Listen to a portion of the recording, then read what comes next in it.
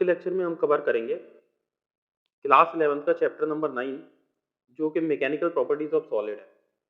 और इस चैप्टर के सारे न्यूमेरिकल्स जो आईआईटी जेई में और नीट में आए हैं उन सारे क्वेश्चंस को अपन कवर करेंगे।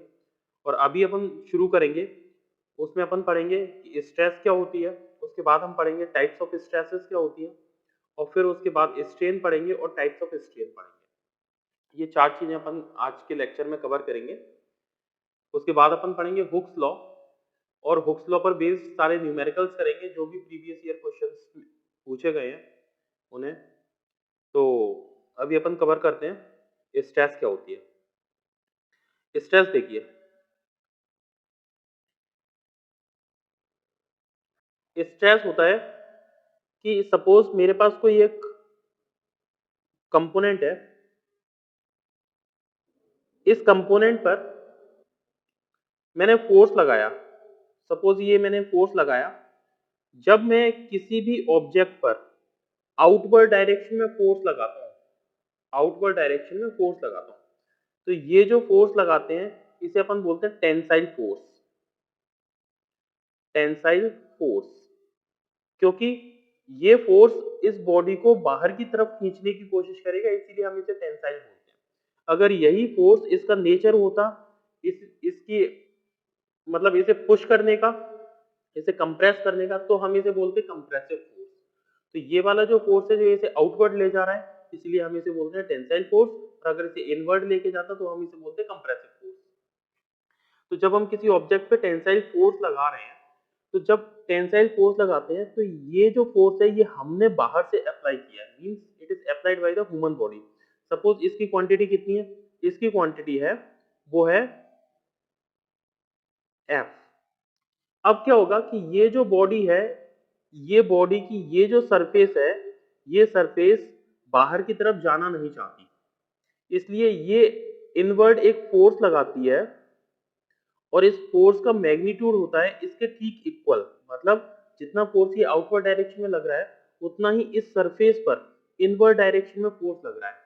तो ये जो फोर्स कहलाता है, इसे मैंने एफ डैश बोला, ये जो एफ डैश फोर्स है, इस एफ डैश फोर्स को अपन बोलते हैं internal resistive force.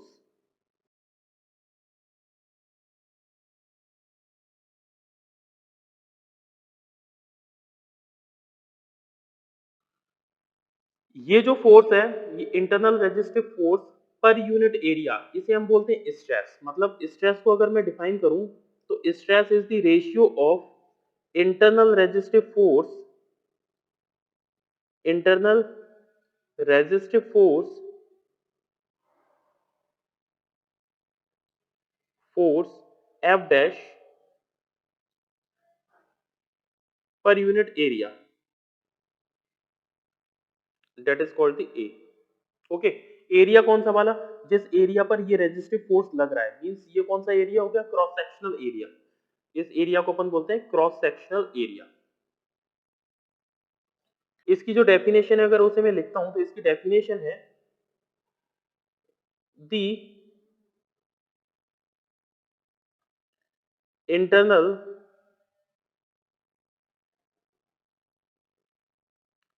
Resistive force set up per unit area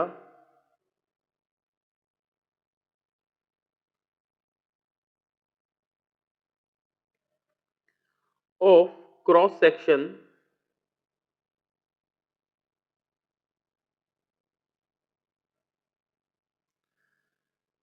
of the deforming body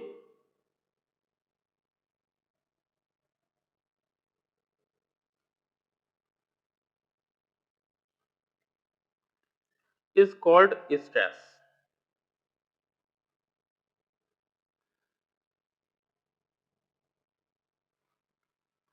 okay, इस स्ट्रेस का अगर मैं इसकी यूनिट देखूं तो फोर्स की यूनिट होती है न्यूटन और एरिया की यूनिट होती है मीटर स्क्वायर। ये है एसआई यूनिट।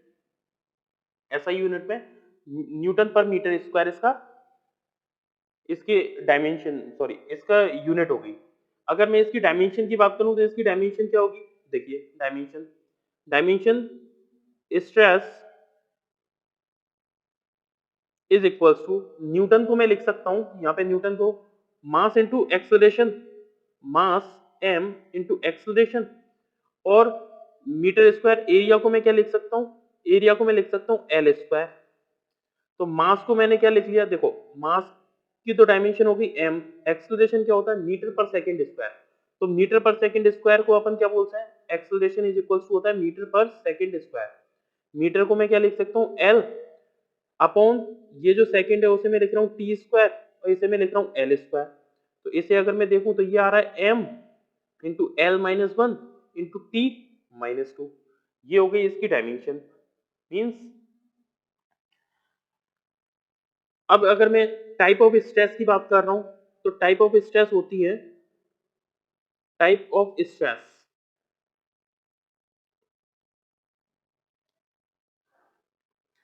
स्ट्रेस होती है सबसे पहली स्ट्रेस जिसे अपन बोलते हैं टेंसाइल स्ट्रेस।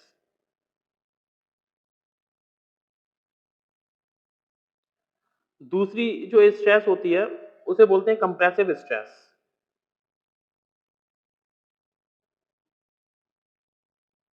स्ट्रेस, तीसरी जो स्ट्रेस होती है उसे अपन बोलते हैं हाइड्रोस्टैटिक स्ट्रेस, या फिर इसे बोलते हैं वॉल्यूमेट्रिक स्ट्रेस, वॉल्यूमेट्रिक स्ट्रेस। और फोर्थ जो स्ट्रेस होती है इसे बोलते हैं शियर स्ट्रेस।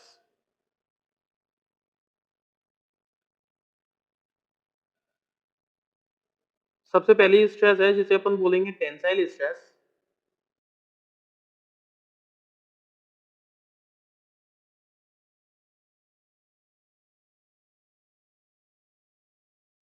इस स्ट्रेस में क्या होता है कि एक मेरे पास बॉडी है, इस बॉडी की अगर मैं देखूं तो ये है इसकी लॉन्जिट्यूडनल एक्सिस, लॉन्जिट्यूडनल एक्सिस, ये वाली एक्सिस होती है इसकी transverse axis.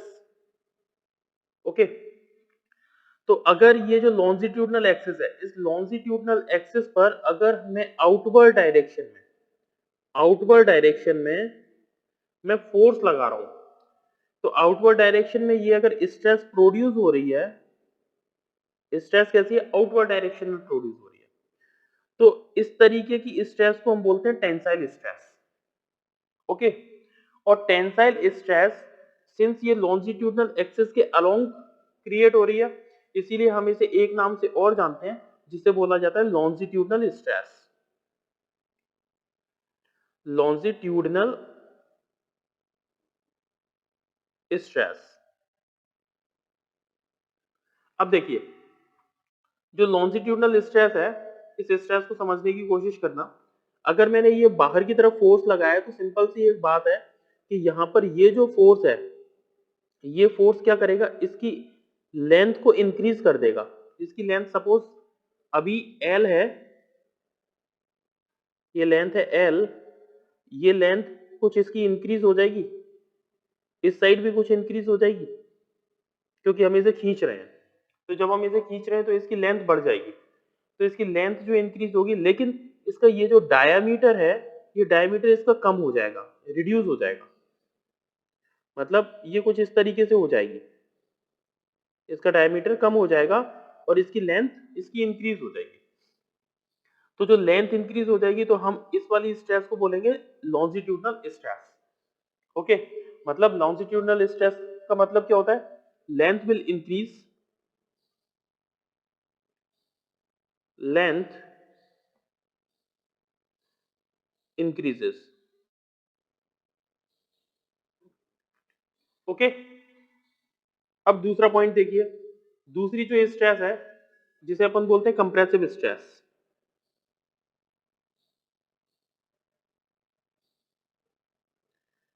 Compressive stress, compressive stress में क्या होता है कि मेरे पास ये ऑब्जेक्ट है, इस ऑब्जेक्ट पर मैंने कंप्रेसिव फोर्स लगाया, मतलब इसे मैं कंप्रेस कर रहा हूं इस ऑब्जेक्ट को। अगर मैं इस ऑब्जेक्ट को कंप्रेस करूंगा तो इसकी इसका जो डायमीटर है, ये डायमीटर इसका इंक्रीज हो जाएगा, और इसकी जो लेंथ है, ये जो लेंथ है, ये लेंथ इसकी डिक्रीज हो जाएगी। मतलब ये वाली जो लेंथ है ये इतना पार्ट डिक्रीज हो गया और ये जो डायमीटर है वो इतना पार्ट इंक्रीज हो गया, राइट। इसका डायमीटर जो पहले ये था वो डायमीटर अब ये हो गया, मतलब डी से ये डी डैश में कन्वर्ट हो गया। तो डायमीटर इंक्रीज हो रहा है, तो ये जो स्ट्रेस कहलाती है इसे हम बोलते हैं compressive stress. Means compressive stress में क्या हो रहा है कि लेंथ डिक्रीज हो रही है, length decrease and diameter increases, diameter or other dimension increases। Okay, ये कहलाती है कंप्रेसिव स्ट्रेस।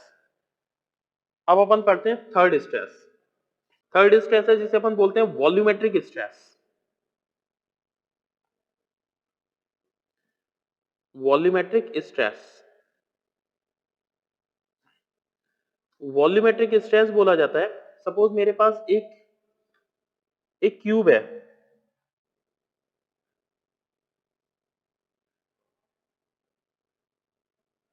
ये मेरे पास क्यूब है,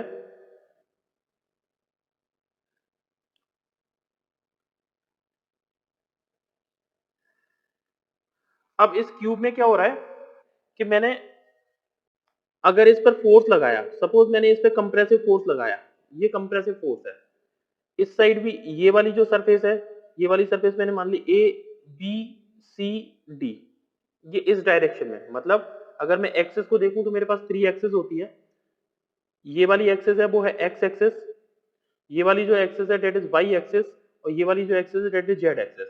तो मैंने क्या किया कि इसके एक्स एक्सेस पे मैंने फोर्स लगाया, अब मैंने दूसरी तरफ क्या किया कि इधर से भी इस पे कंप्रेसिव यानी एक्स एक्सिस पे कंप्रेसिव फोर्स लगा दिया, अब मैंने ऊपर से भी कंप्रेसिव फोर्स लगा दिया, मतलब वाई एक्सिस के अलोंग मैंने कंप्रेसिव फोर्स लगा दिया।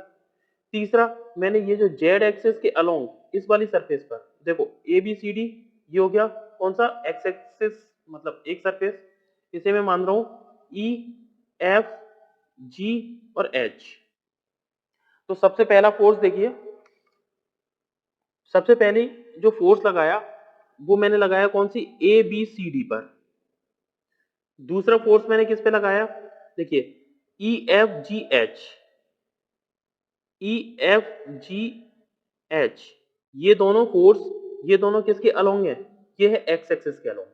दूसरा देखिए वाई एक्सिस के अलोंग अगर मैं देखूं तो मेरे पास सरफेस कौन सी है, A B F E, A B F E. Similarly नीचे कौन सी है बाई एक्सिस के along, D C G H, D C G H. क्या इन दोनों पर जो फोर्स लगाऊंगा मैं, जो कंप्रेसिव मैंने फोर्स लगाया, उनका मैग्नीट्यूड क्या है, उनका मैग्नीट्यूड सेम होगा। सिमिलरली मैंने थर्ड एक्सिस देखिए, थर्ड कौन सी है, E A D H, E A D H, और तीसरा इधर कौन सा होगा, F B C G, F B C G. इस पर मैंने फोर्स लगाया, इनका फोर्स का मैग्नीट्यूड सेम है।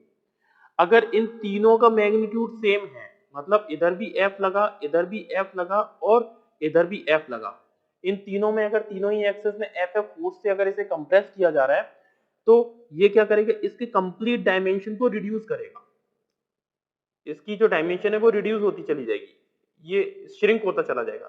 तो इस तरीके के वो स्ट्रेस को अपन बोलते हैं हाइड्रोस्टैटिक, हाइड्रोस्टैटिक स्ट्रेस। और जो इसका वॉल्यूम डिक्रीज हुआ, वॉल्यूम इसका पहले कुछ और था अब डिक्रीज हो गया, तो वॉल्यूम में जो चेंज हुआ, तो इसलिए हम इसे बोलते हैं volumetric, volumetric stress.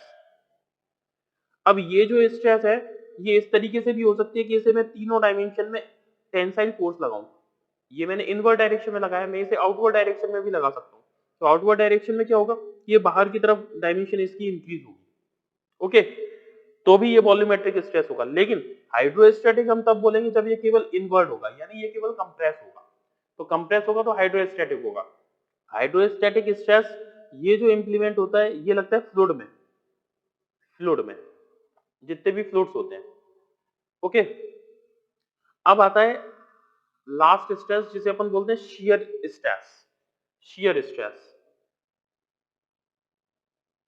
Shear stress.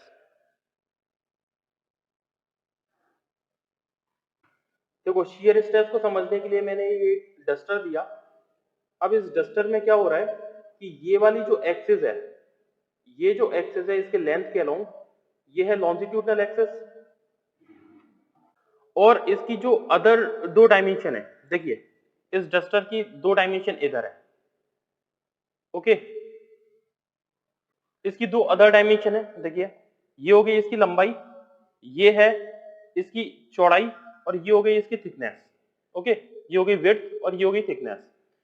अब ये इसकी लेंथ है, ये इसकी विड्थ है, और ये वाली जो है ये इसकी थिकनेस है, राइट।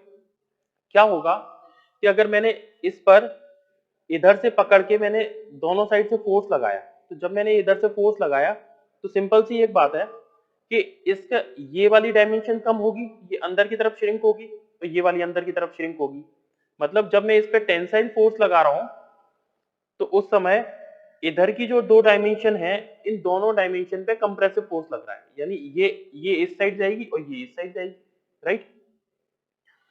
तो ये वाला जो प्लेन है, ये जो प्लेन अगर मैंने इसे ऐसे कट किया तो ये वाला जो प्लेन है, ये वाला प्लेन कहलाएगा, उसे अपन बोलेंगे लॉन्जिट्यूडनल प्लेन। और ये जो दो प्लेन है, एक ये वाला प्लेन हो गया, राइट, ये जिस पे मैंने कट किया। अब अगर मैंने इसे इस वाले प्लेन के अलोंग कट किया तो ये प्लेन क्या करेगा, ये इसका लेटरल प्लेन है, लेटरल टेंजेंशियल प्लेन, ये है इसका टेंजेंशियल प्लेन। अब मैं क्या कर रहा हूं, ध्यान से समझना इसे। मैंने क्या किया, अगर मैंने इसे ऐसे खींचा तो ये बाहर की तरफ इसकी लेंथ बढ़ेगी, लेकिन इसकी ये दोनों डायमेंशन नीचे की तरफ ये कम हो जाएगी, ओके, विड्थ कम हो जाएगी और इसकी थिकनेस कम हो जाएगी। अब क्या हुआ कि अगर मैंने इसे क्या किया, मैंने इसे इस तरीके से फोर्स लगाया। अब मैं ऐसे फोर्स नहीं लगा रहा, अभी मैंने टेंसाइल में ऐसे फोर्स लगाया था, कंप्रेसिव में मैंने ऐसे फोर्स लगाया था, लेकिन अब मैं क्या कर रहा हूं, मैं इस पर इस तरीके से फोर्स लगा रहा हूं, जैसे ये मेरी जो फिंगर है, ये मेरी फिंगर इस तरीके से जा रही है। तो अगर मैंने इस पर टेंसाइल फोर्स लगाया तो तुम लोग एक चीज ध्यान से समझो, अगर जैसे मैंने यहाँ पे एक पिन लगाई, ये देखिए, और मैंने इस पर टेंसाइल फोर्स लगाया, अब ये क्या करेगी कि ये रोटेट हो जाएगी इसके अबाउट, राइट। तो अगर मैंने टेंजेंशियल फोर्स किसी पे लगाया है तो टेंजेंशियल फोर्स के अलोंग ये रोटेट हो जाएगी या तो ये ऑब्जेक्ट, और अगर मैंने इसे पकड़ लिया, फिक्स कर दिया, तो फिक्स कर दिया और मैंने इसे फोर्स लगाया तो ये क्या होगी, ये मुड़ जाएगी, बेंड हो जाएगी, या तो ये रोटेट हो जाएगी या फिर ये बेंड हो जाएगी। तो अब क्या होगी कि अगर मैंने इसे बेंड कराया, जैसे एक एग्जांपल लेता हूं, जैसे ये पेंसिल है, अब इस पेंसिल में क्या कर रहा हूं, मैंने इसे यहां से हिंज कर लिया, इसे ऐसे पकड़ लिया, अब मैंने इस पे फोर्स लगाया, ये रोटेट हो रही है, ओके। मैंने इसे पकड़ लिया, जब मैंने इसे पकड़ लिया, अब मैंने इस पे जो अगर मैं फोर्स लगाऊंगा तो ये क्या होगी, ये पेंसिल बेंड होती चली जाएगी, ये बेंड होगी। तो बेंड होने में और या फिर रोटेट होने में, इन दोनों में जो स्ट्रेस लग रही है, उस स्ट्रेस को हम बोलते हैं टेंजेंशियल स्ट्रेस या फिर शियर स्ट्रेस। तो अगर बेंडिंग हो रही है या फिर वो रोटेट हो रही है, रोटेट होने की कोशिश कर रही है, तो उस समय उस पर जो स्ट्रेस लग रही है that is a shear stress. यानी अगर ये बेंड हुई तो ये वापस अपनी पोजीशन में आना चाहेगी, ओके। तो this is called the shear stress. तो शियर स्ट्रेस क्या हुई कि अगर एक ऑब्जेक्ट है, ये ऑब्जेक्ट या तो फोर्स लगाते हैं, जब सपोज ये है, इस पर मैंने फोर्स लगाया, तो फोर्स लगाने पर या तो ये बेंड हो जाए या फिर ये रिवॉल्व हो जाए, या फिर ये रिवॉल्व हो जाए इस तरीके से। तो उस समय जो स्ट्रेस, तो ये क्या करेगी, ये वापस अपनी पोजीशन में आना चाहेगी। तो इसलिए ये जो स्ट्रेस कहलाती है, उस स्ट्रेस को अपन बोलते हैं शियर स्ट्रेस। तो शियर स्ट्रेस को अगर मैं डिफाइन करूं तो शियर स्ट्रेस क्या होगा, shear stress is the ratio of, shear stress is the ratio of tangential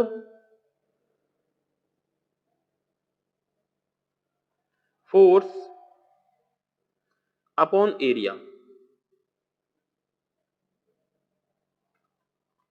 okay, इसकी डेफिनेशन देखिए, व्हेन डिफॉर्मिंग फोर्स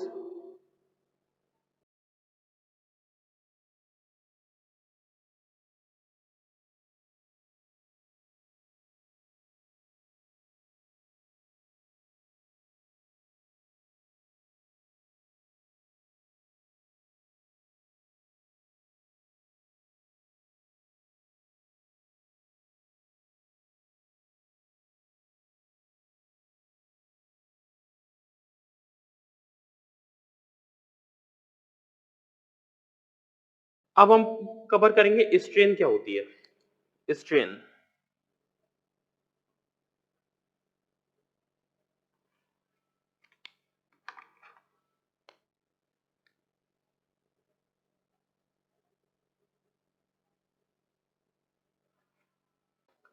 स्ट्रेन को डिफाइन किया जाता है, it is the ratio of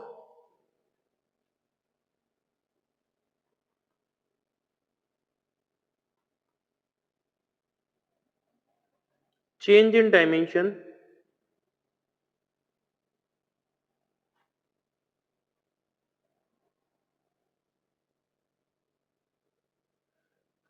to the original dimension.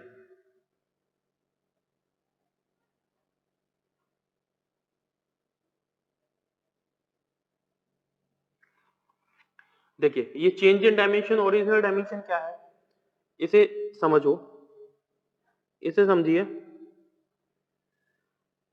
ये मेरे पास एक ऑब्जेक्ट है, इसकी लेंथ है सपोज 10 मीटर। मैंने क्या किया कि इस पर फोर्स लगाया, स्ट्रेस प्रोड्यूस हुई, और इस स्ट्रेस की वजह से इसकी जो लेंथ है वो 10 मीटर से इंक्रीज होकर के 10.5 मीटर हो गई। ये इंक्रीज हो गई और इसकी जो लेंथ बन गई वो कितनी हो गई, 10.5 मीटर। ओके, इस फोर्स की वजह से, राइट।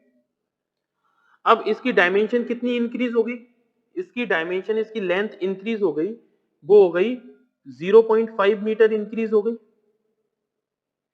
इतनी इसकी डायमेंशन इंक्रीज हो गई। तो चेंज इन डायमेंशन कितना हो गया, चेंज इन डायमेंशन हो गया 0.5।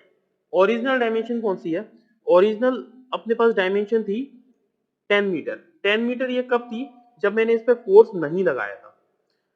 जब मैंने इस पर फोर्स लगा दिया तब इसकी डायमेंशन कितनी हो गई, 10.5। ओके, तो डायमेंशन बिफोर अप्लाइड फोर्स ये होती है ओरिजिनल डायमेंशन, और डायमेंशन आफ्टर अप्लाइड फोर्स ये होती है चेंज इन डायमेंशन। ओके, तो मैं इसे लिख रहा हूं स्ट्रेन, स्ट्रेन इसे मैं एप्सिलॉन से डिनोट कर रहा हूं। स्ट्रेन इज इक्वल्स टू होता है change in dimension, change in dimension upon original dimension. Change in dimension कितनी होगी, 0.5, ओरिजिनल डायमेंशन कितनी होगी, 10। अब ये है कि इसमें मीटर में और ये भी है मीटर में, तो मीटर से मीटर कैंसिल आउट हो जाएगा, मतलब ये जो है ये है डायमेंशन लेस, डायमेंशन लेस। इसकी कोई डायमेंशन नहीं होती, इसकी कोई यूनिट भी नहीं होती, यूनिट लेस।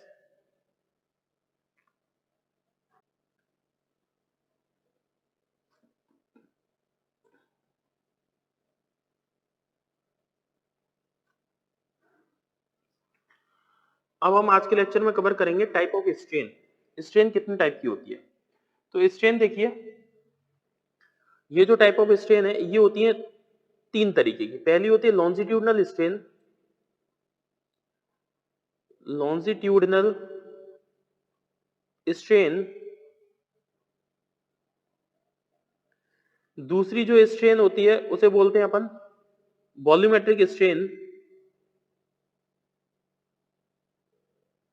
स्ट्रेन। और थर्ड जो स्ट्रेन है उसे बोलते हैं शियर स्ट्रेन।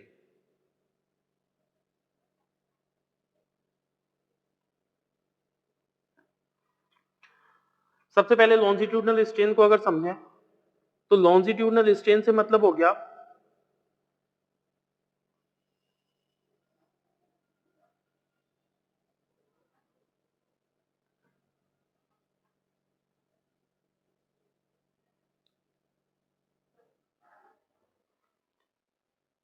अगर मैंने किसी ऑब्जेक्ट को लेंथ के अलोंग खींचा है, ये इसकी लेंथ है, और इसकी लेंथ के अलोंग अगर मैंने किसी ऑब्जेक्ट पर फोर्स लगाया और उसकी डायमेंशन में चेंज हुआ, चेंज इन डायमेंशन, डायमेंशन में क्या हुआ, उसकी लेंथ इंक्रीज हुई, लेंथ इंक्रीज हुई,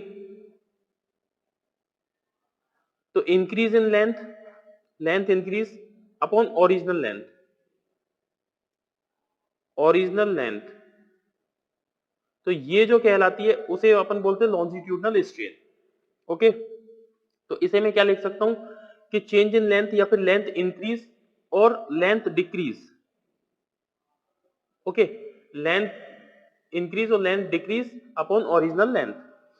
सिमिलरली अगर मैंने किसी एक ऑब्जेक्ट पर, मतलब मैंने किसी वॉल्यूम पर फोर्स लगाया, सपोज मेरे पास ये है क्यूब,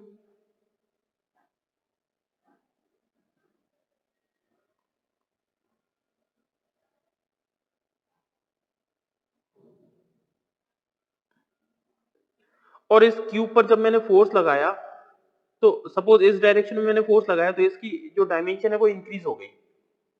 जब मैंने इस डायरेक्शन में फोर्स लगाया तो इसकी डायमेंशन इंक्रीज हो गई, कितनी हो गई, इतनी हो गई, राइट। सिमिलरली मैंने इसकी डायमेंशन भी इंक्रीज हो गई।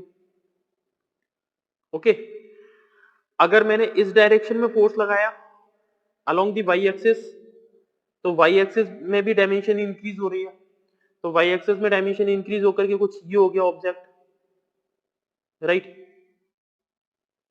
सिमिलरली अगर मैंने जेड डायरेक्शन में फोर्स लगाया, जेड डायरेक्शन मतलब ये डायरेक्शन में मैंने फोर्स लगा दिया, तो भी क्या हो गया, तो भी इसकी डायमेंशन इंक्रीज हो गई। तो अगर डायमेंशन मैंने जब फोर्स लगाया, तो फोर्स लगाने पर अगर किसी के वॉल्यूम में चेंज हो रहा है, तो वॉल्यूम में चेंज हो रहा है तो हम उसे क्या लिखेंगे, change in volume, change in volume मतलब वॉल्यूम में कितना इंक्रीज हुआ या फिर वॉल्यूम में कितना डिक्रीज हुआ। अगर मैंने कंप्रेसिव फोर्स लगाया तो फिर इसका वॉल्यूम कम हो जाएगा, वॉल्यूम कम हो जाएगा तो वॉल्यूम में कितना डिक्रीज हुआ अपॉन ओरिजिनल वॉल्यूम। ये जो रेशियो कहलाता है, इस रेशियो को अपन बोलते हैं वॉल्यूमेट्रिक स्ट्रेन।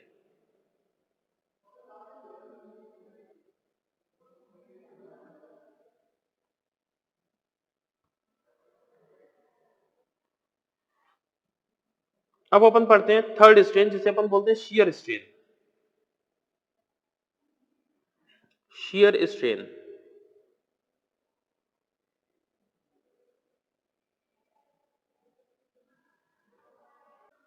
शियर स्ट्रेन क्या होती है, ये मैंने आप लोगों को बताया था कि शियर स्ट्रेस जो प्रोड्यूस होती है वो होती है ड्यू टू द रोटेशन या फिर ड्यू टू द बेंडिंग, ये बात मैं बोल चुका हूं। तो अगर मैंने कोई एक ऑब्जेक्ट लिया, सपोज ये ऑब्जेक्ट है, और इस ऑब्जेक्ट पे मैंने फोर्स लगाया शियर फोर्स, तो शियर फोर्स लगाने पर ये ऑब्जेक्ट क्या होगा, बेंड होगा। तो जब ये ऑब्जेक्ट बेंड होगा तो अब इसकी डायमेंशन क्या होगी, इसका डायमेंशन किस फॉर्म में चेंज होगी, इस एंगल थीटा के फॉर्म में, क्योंकि जितना ये बेंड होगा उतना इसका एंगल इंक्रीज होता जाएगा। ये जो एंगल, ये एंगल इंक्रीज होगा, थीटा एंगल मींस इस थीटा इंक्रीज को हम डिनोट करेंगे टेन थीटा से। क्यों, क्योंकि ये जो चेंज इन डायमेंशन है, कौन सी थीटा में जो चेंज है, पहले थीटा जीरो पे था, अब थीटा चेंज हो गया, तो change in angle upon original angle,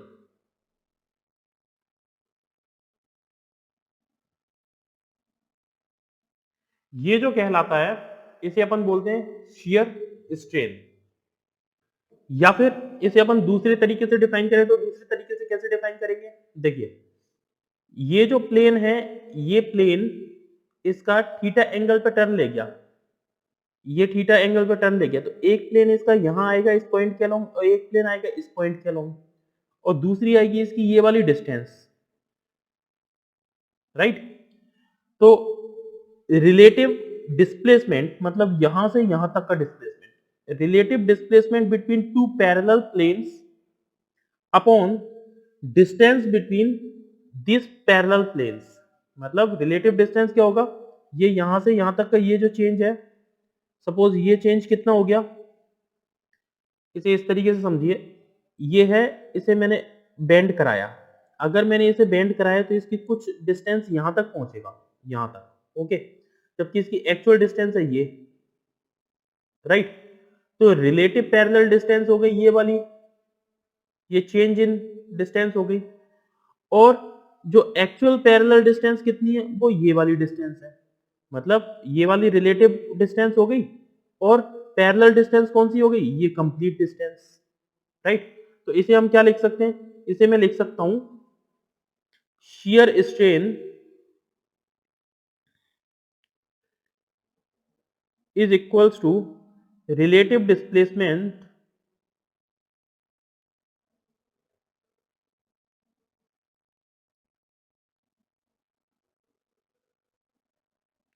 between two parallel planes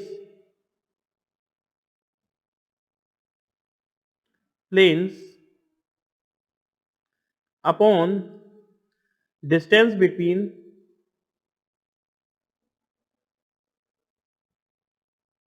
parallel planes।